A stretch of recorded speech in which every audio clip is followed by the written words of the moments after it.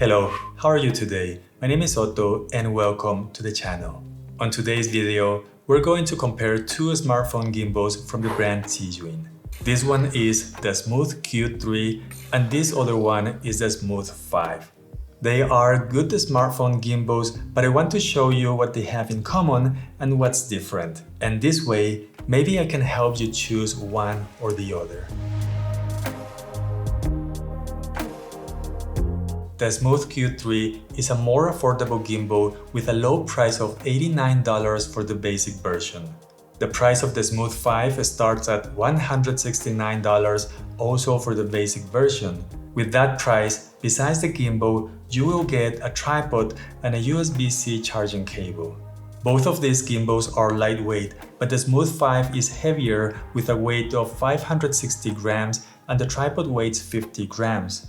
The Smooth Q3 is lighter at 350 grams and the tripod also weighs 50 grams. The Smooth Q3 can hold the smartphones up to 280 grams, but the Smooth 5 will hold the smartphones up to 300 grams. I have tested this with my Samsung S21 Plus using the case and this wide-angle lens with the clip, which makes a total of 310 grams. And the Smooth 5 was behaving just great.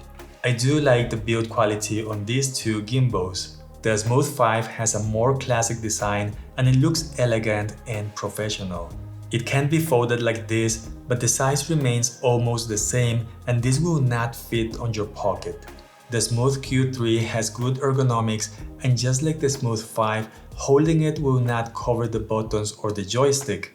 This gimbal can also be folded like this and it's going to be easier to store or to carry around than the Smooth 5, but it will not fit on your pocket either, mostly because of the shape it has.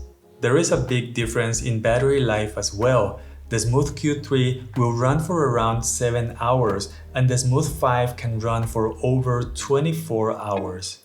The Smooth 5 can be used as a power bank to charge your smartphone with a simple USB-C cable. But the Smooth Q3 doesn't have this feature. The Smooth 5 will come with this fill light, which has a clever design. It is magnetic and you can turn it around and it works on landscape and portrait mode. This light is dimmable and I wasn't expecting this to be so bright. The downside of this light is that it doesn't come on the basic package. So if you need this light, you need to buy the combo package, which is more expensive than the basic one. Or you can buy the light as an accessory, but this will be more expensive than buying the combo package, so it doesn't make a lot of sense to buy just the light. The Smooth Q3 has a fill light at the top of the clamp with 3 levels of brightness that could be useful in low light situations. It is not magnetic, but you can twist the light to face forward or to face yourself. This will not be as bright as the one on the Smooth 5, but the good news is that the light is part of the gimbal itself, so you don't need to pay more for this. Setting up and balancing both gimbals is quite easy, but it is way faster on the Q3. On the Smooth 5, you need to balance this arm over here, and I'm not saying this takes a lot of time, but it's one more step that you need to do before you can start using the gimbal. Both gimbals have clamps that are big enough to support most smartphones with thin cases. One disadvantage of the Smooth 5 is that the clamp needs to be set on horizontal or vertical mode before setting it up. On the Q3, you can change the orientation at any time by triple pressing the trigger. Both gimbals have 3 axes. The stabilization on both devices is very solid, and on the background, you're looking at random clips taken with these two gimbals with no post-stabilization. And it's really challenging to tell a difference between the different video clips or to even guess which gimbal was used on each video. On the Smooth Q3, all the buttons and the joystick feel really good and responsive, and they will help you access basic functions such as recenter the gimbal, switch to horizontal or vertical mode, and start or stop recording a video. On the left, we also have a slider to control the zoom. On the Smooth 5, you will see a big difference on the controls. On the left side, the gimbal has this big wheel that can be used to zoom in or to zoom out.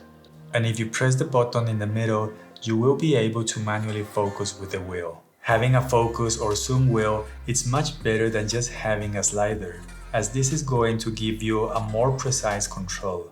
On the front, there is a bigger and more professional joystick than what you normally get on other gimbals. It will move the camera around, you can control the speed of the movement, it is omnidirectional, and it feels very good. One thing that I absolutely like about these two gimbals is that without going into the menu, I can change the different gimbal modes. I can select pan follow, lock mode, follow mode, POV, and vortex mode. And this makes these gimbals more user-friendly, especially if you're using the native camera app or any other app. Sport mode is also available on both gimbals, and this will make the gimbal react faster to your movements when you need to capture fast-moving subjects. Under slung mode works on both gimbals without issues, and this will let you take low-angle shots, but transitioning from a high angle to a lower angle is going to be easier with the Smooth 5 than with the Q3. Vortex mode is this mode where you can make the smartphone spin around. The Q3 will spin around 180 degrees, and at that point, the camera will see the arm of the gimbal. The Smooth 5, on the other hand, is the only smartphone gimbal that I know that will spin without limits, and because of the way it's designed, the arms will never get on the way. Both gimbals offer object and face tracking. The tracking sticks very well, especially when the gimbal is sitting in front of you. Tracking a subject and moving the gimbal at the same time is less consistent when I use an Android device. And what happens is that sometimes it will lose the subject, but it seems to be something random. Both gimbals use the same application, which is the Cami app, and you can select the camera mode that you want to use, like video mode, time-lapse, hyperlapse, panorama shots, dolly zoom, and slow motion. If you have an iPhone, you can shoot at 24, 25, 30, or 60 frames per second, and you can also select manual mode where you can select the ISO and the shutter speed. If you have an Android, you can shoot at 24 and 30 frames per second, but there is no manual mode, no slow motion, and you can't lock the focus and exposure. This is probably not a deal breaker, and using your native camera app to shoot at 60 frames per second and taking advantage of the stabilization that you get from the gimbal, it's a good deal. So I think that the Q3 is an excellent choice that is not expensive, it's lightweight and easy to use with good stabilization. But if you want a higher-end gimbal with more professional controls, stronger motors to use bigger smartphones, and you don't mind about the price or the weight, then the Smooth 5 is a great choice. I would really like to know which gimbal do you have right now or which one you're planning to buy, so let me know in the comments down below. Please give this video a like, let's all have an amazing day, and I hope to see you in the next video. Bye.